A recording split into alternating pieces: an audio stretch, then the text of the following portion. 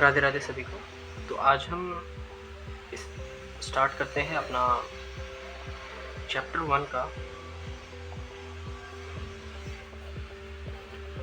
1.5 point, ठीक है। तो इससे पहले मैं आपको बता दूं, हम NISM सीरीज़ 8 का चैप्टर 1 कंप्लीट कर रहे हैं, जिसमें कि मैं आपको 1.1 जो कि बेसिक ऑफ डेरिवेटिव,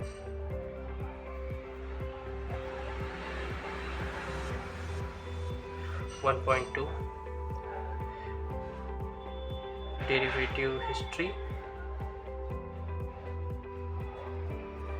1.3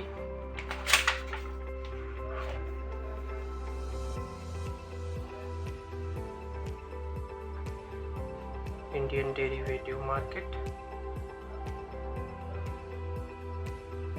1.4 इसमें कि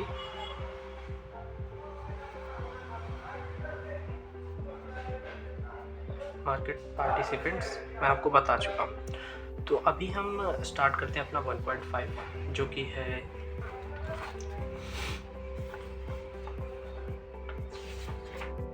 टाइप ऑफ डेरिवेटिव मार्केट। तो आइए इसको बुक से देखते हैं, और ज़्यादा बड़ा पॉइंट नहीं है तो इस वजह से मैं बुक से ही पढ़ा देता हूँ, आपको समझा देता हूँ इसमें क्या क्या है। चलिए, तो इस बुक की मैं बात करता हूँ। ये है NISM सीरीज़ की बुक जो कि सेबी ने ही दी है। अभी मैं इसका आपको PDF लिंक दे दूँगा डिस्क्रिप्शन में, जिससे कि आप ये डाउनलोड कर सकते हैं। तो आइए देखते हैं इसमें क्या लिखा हुआ है कि टाइप ऑफ डेरिवेटिव मार्केट। तो इसमें मोस्टली जो है टाइप ऑफ डेरिवेटिव मार्केट दो प्रकार के होते हैं। एक है हमारा एक्सचेंज ट्रेडेड डेरिवेटिव, ठीक है, जिसमें कि हमारे फ्यूचर एंड ऑप्शंस आ जाते हैं।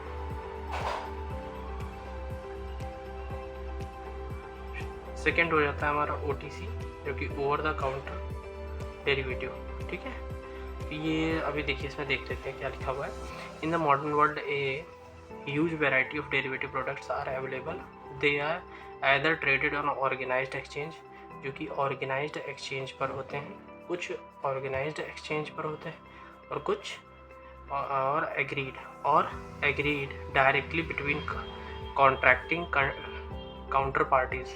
डायरेक्टली कॉन्ट्रैक्ट जो है काउंटर पार्टीज़ के द्वारा हो जाता है ओवर द टेलीफोन के द्वारा, थ्रू इलेक्ट्रॉनिक मीडिया, फिर इलेक्ट्रॉनिक मीडिया, या फिर आमने सामने दोनों लोग बैठकर जो है ये दो पार्टियाँ जो होती हैं आपस में कॉन्ट्रैक्ट कर लेती हैं। समझ रहे हैं आप बात को। अभी ये जो है ये एक एक्सचेंज ट्रेडेड डेरिवेटिव है, जिसमें कि हमारा एक्सचेंज ट्रेडेड डेरिवेटिव जो कि ऑर्गेनाइज्ड एक्सचेंज करवाता है, जैसे कि सेबी हो गया। सेबी हमारा जो है ऑर्गेनाइज्ड एक्सचेंज करवाता है, हाँ। और ये हो गया हमारा OTC जो कि आपने देखा होगा फॉरवर्ड कॉन्ट्रैक्ट में होता है, टाइप ऑफ फॉरवर्ड कॉन्ट्रैक्ट, ठीक है। ये वो हो गया, ये डायरेक्ट लोग कर लेते हैं अपना बनवा के। तो चलिए, इसमें बस इतना ही है। नेक्स्ट हम देख लेते हैं 1.6 जो कि है सिग्निफिकेंट मार्केट। हाँ, सॉरी, ये थोड़ा बुक गलत प्रिंट हो गया। आप देख सकते हैं पेज नंबर 14 और ये पेज नंबर 15, ठीक है। तो इसकी हम बात करें तो सिग्निफिकेंट ऑफ मार्केट में क्या होता है कि like other segments of financial market, the derivative market serves the following specific futures functions, ठीक है। It helps, फर्स्ट पॉइंट है हमारा, it helps in improving the price discovery based on actual valuation and expectation। तो क्या बता रहा है कि it helps, ये मदद करता है हमारी आगे फ्यूचर की प्राइस डिस्कवरी करने में। कैसे? एक्सपेक्टेशन के द्वारा, फ्यूचर के द्वारा, मतलब कि जैसे एक कैश होता है, एक फ्यूचर होता है, मैंने आपको बताया। तो फ्यूचर के प्राइस के द्वारा जो है आगे वैल्यू क्या होनी चाहिए इस स्टॉक की, वो बता सकता है, वो बताता है हमें, और सिग्निफिकेंट डेरिवेटिव, ठीक है। और एक्चुअल वैल्यूएशन के द्वारा भी, फ्यूचर के प्राइस और वैल्यूएशन के द्वारा। समझ रहे हैं बात को। अब नेक्स्ट हमारा पॉइंट हो गया, it enables the transfer of various risk from those who are exposed to risk but have a low risk। तो ये क्या बोल रहे हैं यहाँ पे, it transfer to various risk। ये अभी देखिए मैंने आपको बताया था, जैसे कि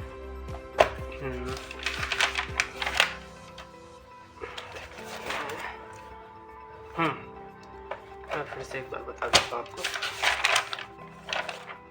रिस्क कैसे ट्रांसफ़र हो सकता है। ठीक है, तो अगर रिस्क ट्रांसफ़र की बात करें तो मैंने जैसा कि आपको बताया था HDFC का फ्यूचर कुछ टाइम पहले 1700 था, अप्रॉक्स 1700, और आज चल रहा है 1500। ठीक है, अप्रॉक्स। अभी ये क्या होता है कि जैसे किसी के पास कैश पड़ा हुआ है, कैश मतलब इक्विटी, ठीक है, 1 CR का, या फिर ये मान लीजिए कुछ HDFC का ही कैश पड़ा हुआ है और वो अपना शेयर होल्डिंग जो है बेचना नहीं चाहता है। समझ रहे आप बात को? उसको मालूम है कि फ्यूचर में जो है प्राइस डाउन जाने वाला है, बट वो बेचना नहीं चाहता है। तो वो क्या करेगा ना, वो ये जो पड़ा हुआ है उसके पास कैश, वो पड़ा रहेगा, वो क्या करेगा, फ्यूचर में शॉर्ट कर देगा। HDFC के फ्यूचर में शॉर्ट मतलब सेल। ठीक है, वो सेल कर देगा। कितना? 1700 के भाव से अगर उसने उस दिन सेल किया था तो आज उसका प्राइस चल रहा है 1500, तो 1500 और 1700 के बीच में डिफरेंस आ रहा है 200 का। तो जो 200 रुपीज़ हुआ वो उसका जो है प्रॉफिट हो गया, प्रॉफिट। ठीक है, बट यहाँ पे बात हो रही है रिस्क ट्रांसफ़र की। तो रिस्क ट्रांसफ़र की अगर हम बात करें तो उसने क्या किया, जो उस टाइम का रिस्क था भी उसने अपने ऊपर रिस्क लिया। अब इसने क्या किया, जब इसको बेच दिया, मतलब जब इसको वापस से बाय कर लिया, जब इसने बाय किया तो किसी ने तो शॉर्ट किया होगा। समझ रहे बात को? वो रिस्क उसको चला गया। समझ गया आप बात को? वो रिस्क अब उसने क्या किया, ट्रांसफ़र हो गया। समझ गया? तो ये जो है उसको जब ये ट्रांसफ़र हो गया तो अब हम बात करते हैं point 1.7 various risk faced by the participant in derivatives में क्या क्या रिस्क जो है फेस हुए थे।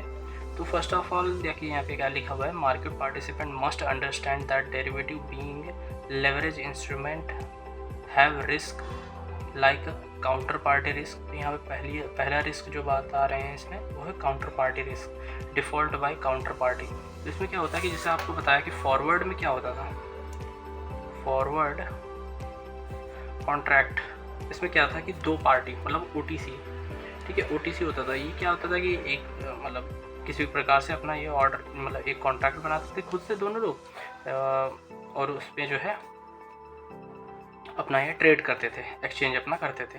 अभी क्या होता था कि जैसे मान लीजिए 100 रुपये में यहाँ पे कॉन्ट्रैक्ट हुआ, बट अब क्या हुआ कि जो ये फार्मर था, फार्मर और ये बेकरी हो गई। ठीक है, तो बेकरी क्या बोलते हैं कि यहाँ पे जो है फार्मर, अब ये रेट क्या चल रहा है 102 रुपीज़, प्रेजेंट का रेट 102 रुपीज़ चल रहा है, और पास्ट में जो है ये 100 रुपये में इन लोगों ने कॉन्ट्रैक्ट किया था। बट फार्मर क्या बोलता है, हमने तो 101 रुपये में या फिर 102 रुपये में हमने आपसे बात की थी इसके प्राइस की।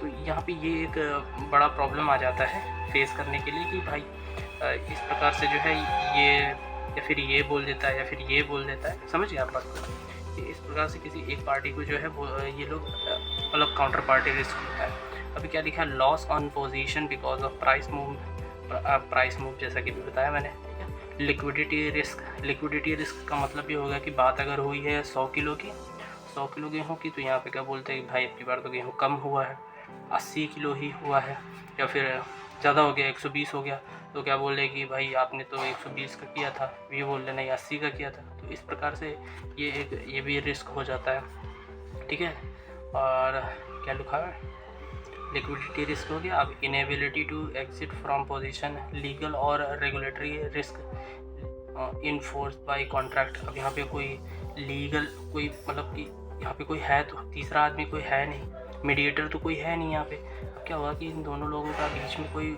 तीसरा आदमी तो था नहीं, जैसे कि यहाँ पे एक्सचेंज फ्यूचर में क्या होता है, वो आ जाता है, CB आ जाता है। ठीक है, बट यहाँ पर कोई है नहीं। अभी ये क्या करते हैं कि आपस में ही दोनों ट्रांजेक्शन करते हैं। समझ रहे आप बात को? आपस में ही ट्रांजेक्शन करते हैं, और ट्रांजेक्शन के बीच में क्या होता है कि ये किसी या फिर ये पावरफुल हो गया या फिर ये पावरफुल हो गया। कोई एक अगर पावरफुल हो जाता है तो दूसरे को दबाने की कोशिश करता है। समझ रहे हैं आप कि भाई तुम कॉन्ट्रैक्ट कैंसिल कर दो, या फिर ये इधर इनसे बोल देते हैं कि तुम कॉन्ट्रैक्ट कैंसिल कर दो ज़बरदस्ती, या फिर बाहर ही कोई दबाव लगा के। समझ रहे हैं आप? तो इस प्रकार से ये सारे रिस्क जो है आते हैं। अभी क्या लिखा है, may not be appreciate avenue for someone limited risk or experience। ये सारे रिस्क आते हैं, इसी वजह से जो है इन्होंने फॉरवर्ड फ्यूचर कॉन्ट्रैक्ट यहाँ पर आया है, इंट्रोड्यूस हुआ, समझ गए आप, इस प्रकार से। तो अभी हमारा थैंक यू और धन्यवाद फर्स्ट चैप्टर देखने के लिए यहाँ पे, और इसी प्रकार से हमारा चैप्टर नंबर 1 कंप्लीट होता है और मिलते हैं अब हम नेक्स्ट चैप्टर में। तो आप सभी का बहुत बहुत धन्यवाद चैप्टर 1 देखने के लिए और राधे राधे सभी।